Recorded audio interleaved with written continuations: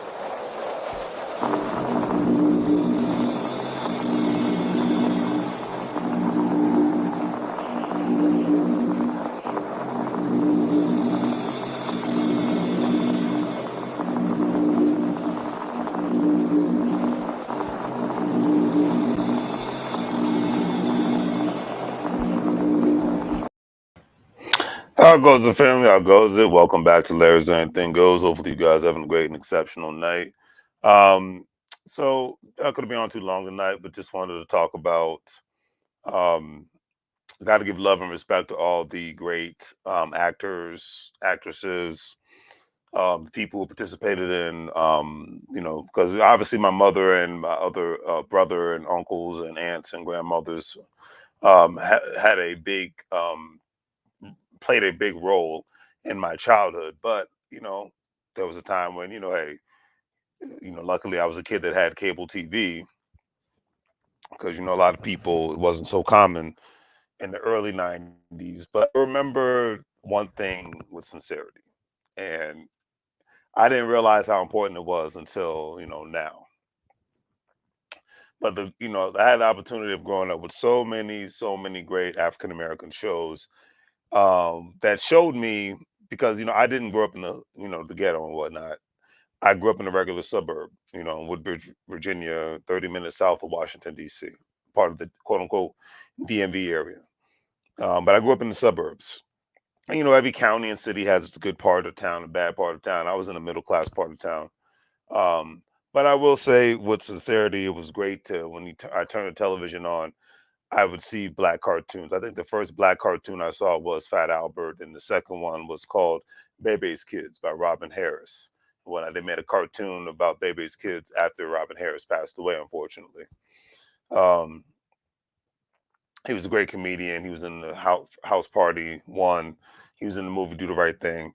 But so me as a kid growing, it was normal for me to see good black movies. It was normal for me to see great black sitcom shows. And the obvious ones were Martin, Living Single, um, but then it's like it's so many I forgot about. Mr. Cooper, Hang with Mr. Cooper, Steve Harvey Show, Parenthood. Um, the list goes on and on. And then to just see it was just regular, Family Matters, great show. There were so many shows that weren't even on that long, but then you think about, Moesha with Brandy and whatnot. You think of the Sinbad show, and you think of a different world. I remember when Sinbad left a different world and he got his own show, the Sinbad show, started doing his own movies and whatnot. It was great, from House Guests. It just saw him in so many, I remember Meteor Man, even though I thought it was kind of a corny movie and whatnot, but it was great to see, a black, quote unquote, black superhero movie.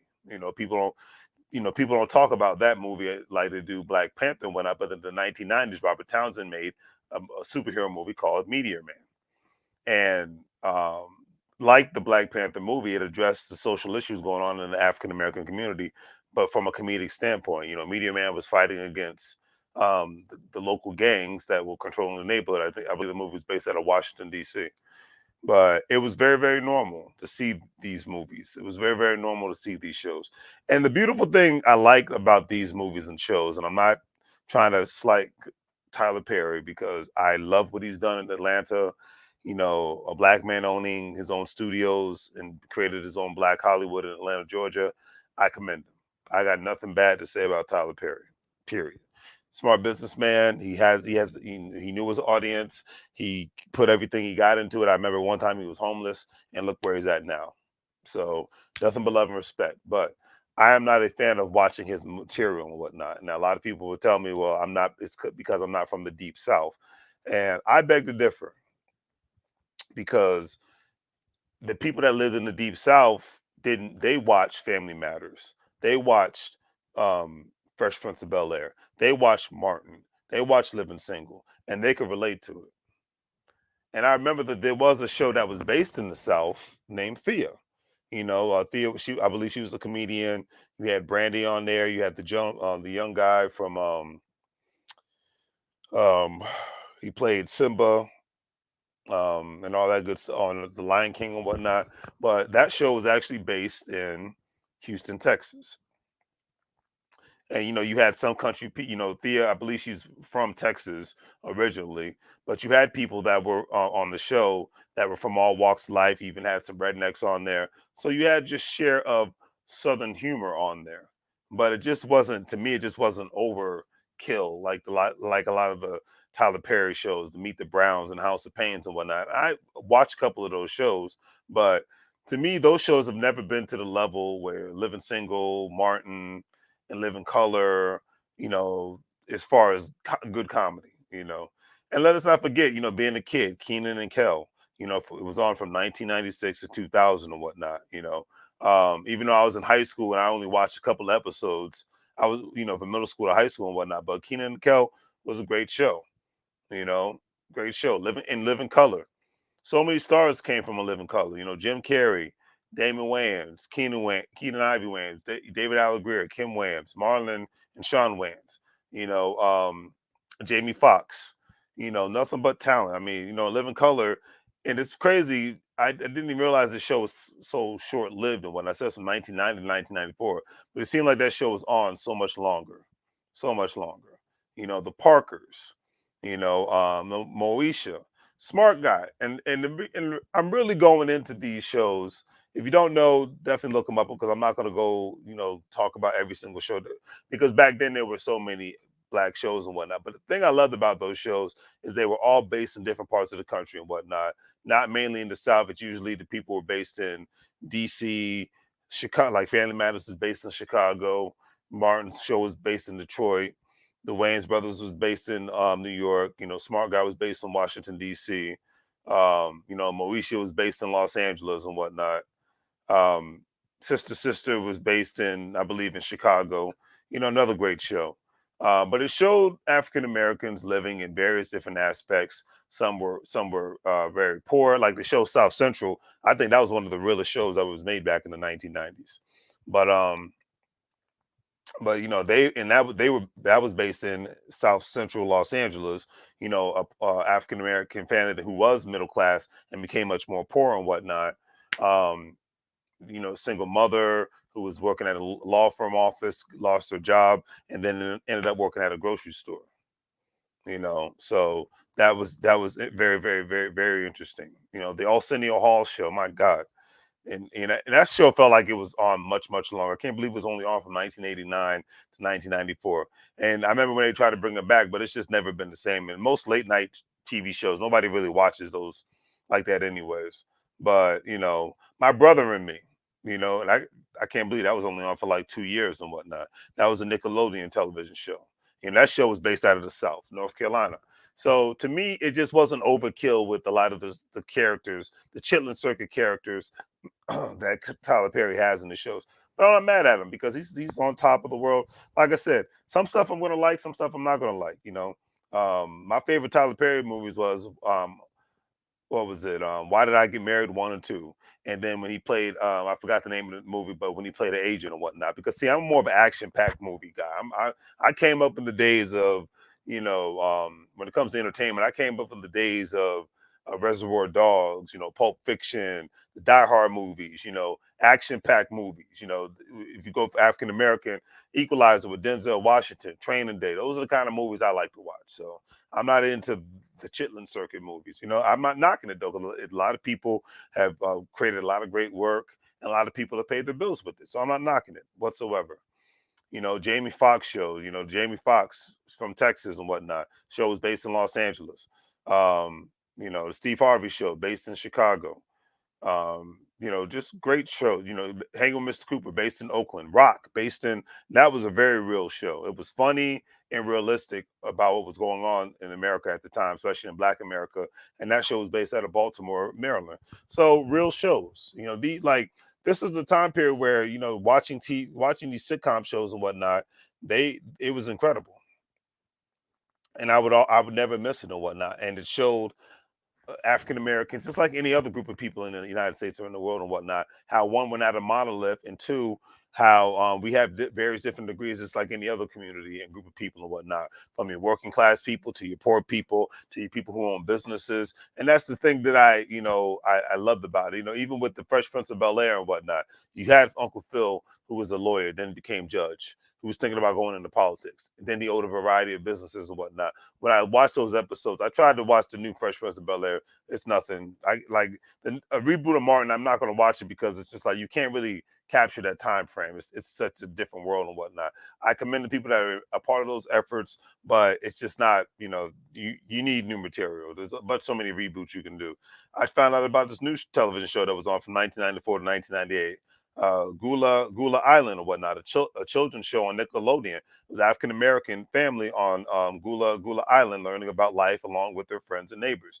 And hey, Gullah Gully culture down in South Carolina. It touched on that. So that to me, that seemed like that show was ahead of its time. The show In the House with um LL Cool J. That was a great show based in Los Angeles. Thea, like I said, Thea, I can't believe I was only on for like 2 seasons, but it was a no nonsense show. The no nonsense mother trying to raise 4 kids and whatnot, working 2 jobs, making moves. Malcolm and Eddie, based in Kansas City, Kansas and whatnot, or Missouri, whichever. But because that's where Eddie Griffin is from and whatnot. But that was a great show. I remember the show Homeboys in Outer Space. Didn't really last that long. I remember that was all these shows are based on the network UPN. I remember those days. But that show, two brothers traveling throughout the solar system or whatnot, going to various different planets. Like I said, the main reason why it showed that those shows showed the possibility. And, especially if a young kid that like me, I didn't like reading at all. Like now you can't keep a book out of my hand. It's part of my daily regimen. I have to read. Not just listen to podcasts, but I love to read books and whatnot to learn. But for a kid that didn't like to read and who wasn't big on learning, like I am now, to be able to see these shows and see us in different, like Malcolm X, they owned a bar, they owned a business, two black men owning a bar and whatnot. I remember seeing another show that was on it was Showtime or whatnot. Showed a black man who owned a bar, and I forgot the name of it. A black man who owned a bar in Washington D.C. So these shows, like Hollywood today to me just sucks. And I remember making a bit going live about it because most of I know everything changes. I get that, but majority, and it's not even just about African Americans. It's just about majority of the movies I see are just all fictional. Nothing is that most movies, quote unquote, comedy movies aren't even as funny as they used to be because of the political correct world that we live in. And then two, most of the movies are based off of fictional um, superhero movies. I'm not a comic book guy or superhero guy, so that's why I said this is why Hollywood sucks. I think I made that went live about that a couple of months ago. But that's just how I feel. Like a show like Living Single, on from 1993 to 1998. Great show. And most people don't even realize that Friends was spawned from the show Living Single. If it wasn't for Living Single, Friends probably would have never came into existence. But hey, the beautiful thing about Living Single, you had black professionals, blue collar workers, white collar workers, and Tiffany Queen Latifah's character, Khadijah, I believe that was her name. But anyways, she owned the actual magazine. Back then that magazines were a big thing nowadays. Nowadays, nobody buys magazines anymore. Everybody just reads blogs and whatnot. Everything is online now. But that was a big thing. Um, and that's just that is really my 2 cents. Like these shows, and there's still so many others that I have not. I remember Sparks, the black-owned law firm in Los Angeles, with James Avery, who's Uncle Phil from The Fresh Prince. Him and his sons owned a law firm, practice law in Los Angeles. And even Terrence Howard was on that show. That's back when he was still a green, quote unquote, green actor and whatnot. And then you had Good Behavior, one of the last shows that Sherman Hemsley was on. He was I believe he was on parole and whatnot, living at his son's house, and his son was in politics or something to that effect. So, what else? I'm trying to. There was so many shows back during that time frame that it was amazing. Even though you had those shows that only lasted for a year or so, there were so many great shows and movies that came out. If you think about Boys in the Hood, if you think about South Central, you think about Menace to Society, you think about Don't Be a Menace, you think about all those freaking, Mo Money, you think about Poetic Justice, you think about Jungle Fever. I mean, the list goes on and on. You think about the powerful movie Malcolm X. You have a couple of good shows out that are nowadays, but it's nothing that makes you want to really. And I think it's because, especially since we're in the streaming world now, like back then, you couldn't stream something. You had to watch it when it came out. Like every now and then the networks might play the reruns and whatnot, but you knew what time a show was coming on. You had to be in the house at that specific time to watch it. You couldn't watch it on your cell phone, you know. So I think that's what made us, at least made me appreciate these shows more back then compared to now. Now you can just stream stuff, and now a lot of times when new shows come on, they're not even watched that much because they don't even have, they can't even keep up with all these other shows that are out there because there's so many different streaming platforms out there. So that's one thing. And one, I mean, if I could say there's any good sitcom shows that I rock with today, Welcome to the Neighborhood with Cedric the Entertainer. Um, the Neighborhood, that I think that's a good show. And then a new show with Mike Epps, that's on Netflix. I don't think that's bad either. I can give that much. You know, usually I don't talk about entertainment unless it's associated with business. But one thing I can say I like about that show with the Mike Epps show on Netflix. Um, Mike Epps. I'm trying to look it up now. But Mike Epps show, Mike Epps show on Netflix. Yep. What's the name of it? The Upshaws. Yeah, the Upshaws are actually a pretty good show, and I like the fact that all the characters, they have their own little aspects about them, and of course, Mike Epps owns his own shop, quote unquote. He's leasing it from his woman's sister, so his wife's sister and whatnot, sister-in-law. So, and Wanda Sykes actually owns a apartment build, a multitude of real estate and whatnot. So she's a business person. It's humorous and it's funny at the same time. Welcome to the Neighborhood with Cedric the Entertainer. I forgot the other gentleman's name, and the young lady who played Pam on Martin and whatnot. That's a great show based out of Los Angeles. And it's basically about white people moving into a black neighborhood, in Inglewood, California. Gentrification at its finest, but it's a comedy. It's funny. People get to know each other, and it's all good. So those are probably the only good sitcoms that are out nowadays because they just don't make them like they used to anymore. And I think majority of the time it's because of the streaming platforms, one, and then two, it's because of the PC world that we live in, and because of that, the only thing that's left is, to me, that's not hasn't been touched as much as comedy when you go to the actual comedy shows, the improvs and whatnot, because they been watching comedians lately. They state that, hey, once you get to that certain plateau, like when you get to the Kevin Hart, you got to dial things down or whatnot, because then you immediately get canceled. Unless you're like Dave Chappelle, where you like, I already got my money, I'm going to do what I want to do, and people want to see me because they want to hear the real. They don't want to live in this PC nonsense culture. So I got nothing but love and respect for that as well. So that's my 2 cents on that one. I just thought it was very interesting, and those specific shows played a lot. Shows and movies played a lot. Did help a lot. Helped me develop in my life and whatnot, and to see that even if I encountered any nonsense or a stupid stereotype of African Americans and whatnot, I'm like, no, I remember seeing XYZ.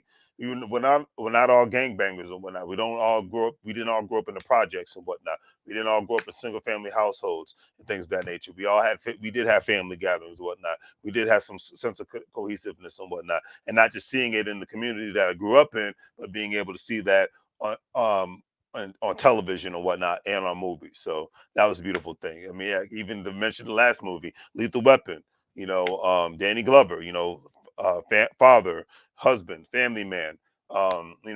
He's a cop who's always talking about, I'm getting too old for this stuff, who's thinking about retiring, but his partner, Mel Gibson, is like, no, you can't retire. If you retire, I'll retire. But great movies like that.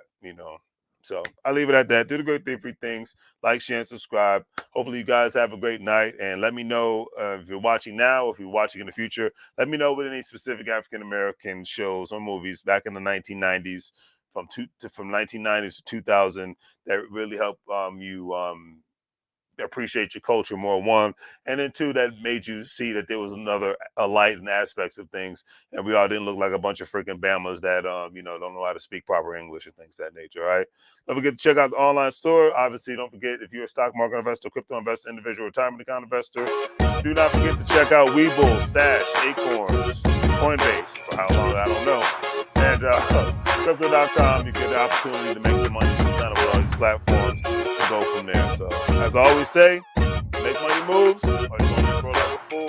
And remember, there's no hate. I don't have time to hate. I don't have time to debate unless there's money involved. So that's all I'm just saying. talk about something that actually helped me in my childhood and whatnot, and helped me appreciate the African American experience, African American culture, the United States of America. This video is really for all my 80s babies out there, so y'all know what it is. And on that note, I'm out.